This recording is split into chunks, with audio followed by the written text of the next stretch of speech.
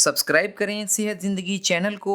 और bell icon पर click करें ताकि आपको हर नई वीडियो मिले सबसे पहले। डॉक्टर साहब, हमारे एक दोस्त ने कमेंट में मैसेज किया है कि क्या ब्लड प्रेशर नौजवानों में ज़्यादा खतरनाक है या उम्र रसीदा अफराद में?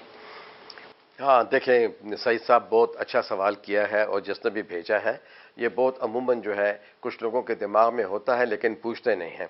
या घरेलू, क्योंकि अमूमन लोग जो हैं अपने दादा दादी नाना नानी को बुज़ुर्गों को देखते हैं कि उनको हाई ब्लड प्रेशर है तो वो ये समझते हैं शायद बुढ़ापे के अंदर ही ये मरद होता है। देखें, ख़तरनाक तो ये हर सूरत में है। अगर एक 8-9 साल का बच्चा आपके पास आता है और उसका चेहरा सूजा हुआ है, पाँव सूजे हुए हैं और आपको उसके बच्चे को जो है पेशाब में प्रोटीन आ रहा है, आप उसे लेबल कर देते हो कि भाई ये नेफ्रोटिक बेबी है, इसको गुर्दों का मरज़ है, तो उसका अगर ब्लड प्रेशर जो है 10 साल या 11 साल की उम्र में 120/90 होगा तो ये हाई है, और अगर 130/90 होगा तो ये बहुत हाई है, और 140-100 के ऊपर तो खुदा ना खास्ता उसके गुर्दे बिल्कुल फेल हो जाएंगे,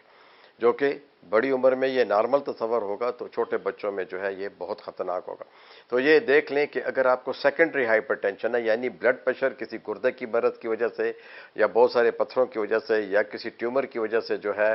तो आपको ब्लड प्रेशर हो सकता है बचपन ही से।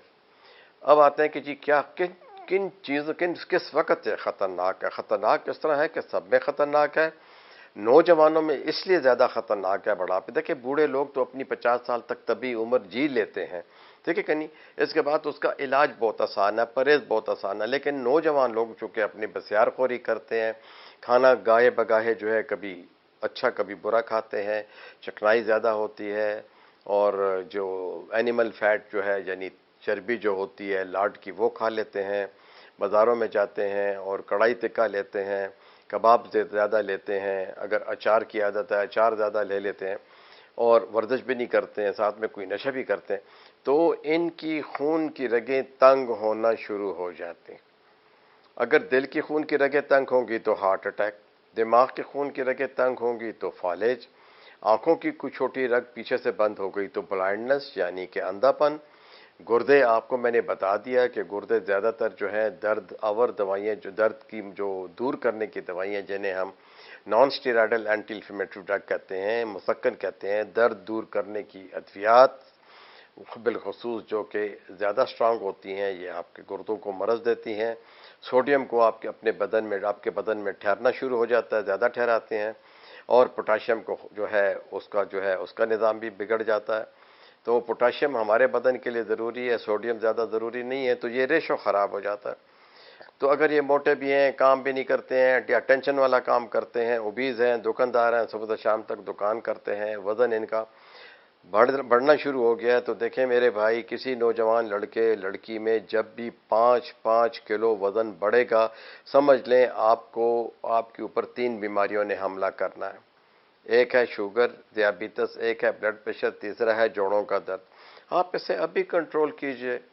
और अगर ये 10 किलो के करीब बढ़ गया हुआ है, आपके नॉर्मल वेट से ज़्यादा है, तो आपको यही 3 मरज़ जल्दी लगेंगे और हार्ट अटैक का ख़तरा भी होगा। सांस फूलेगा, काम नहीं कर सकेंगे, कपड़े बदलने में तकलीफ़ होगी, इमरजेंसी में कहीं भाग दौड़ करने में तकलीफ़ होगी।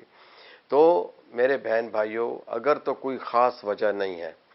यानी गुर्दे की कोई वजह नहीं है, या गुर्दे के ऊपर 2 ग्लैंड्स होते हैं जिन्हें हम सुप्रारीनल ग्लैंड्स कहते हैं, उनकी अगर कोई ख़राबी है कि जिसकी वजह से एंडोक्राइन रतूबतें ब्लड प्रेशर बढ़ाने की ज़्यादा बढ़ रही हैं,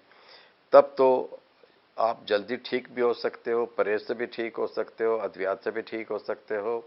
ग्रीन वेजिटेबल्स खाइए, पोटाशियम वाली डाइट खाइए, मैग्नीशियम वाली डाइट खाइए, ड्राई फ्रूट्स लीजिए लेकिन मोतदिल तरीके से, सब्जियां और सैलड ज़्यादा खाइए। हमने इसको नाम दिया है डैश, DASH, डैश डाइट। तो डैश डाइट जो है इसका इलाज है। तो ख़तरनाक है नौजवानों में जो है, टीन एज के अंदर है, नौजवानी में बहुत ज़्यादा ख़तरनाक है। शुक्रिया।